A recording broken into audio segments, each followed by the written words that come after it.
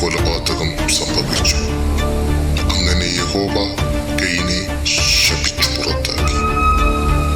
കയീൻ യഹോവയുടെ സന്നദ്ധിയിൽ നിന്ന് പുറപ്പെട്ടു ഏദെന് കിഴക്ക് നോദ് ദേശത്തേക്ക് ചെന്ന് പാർത്തു. കയീൻ വിവാഹം കഴിച്ചു. ആദാമിനും ഹവ്വയ്ക്കും പിന്നെയും കുട്ടികളുണ്ടായി.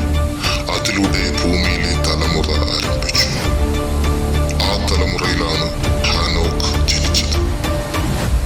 അവന്റെ ആയുഷ്കാലം 365 വർഷമായിരുന്നു. അവൻ ദൈവത്തിന്റെ പ്രീതിയിൽ ജീവിച്ചു. ദൈവത്തോടു കൂടെ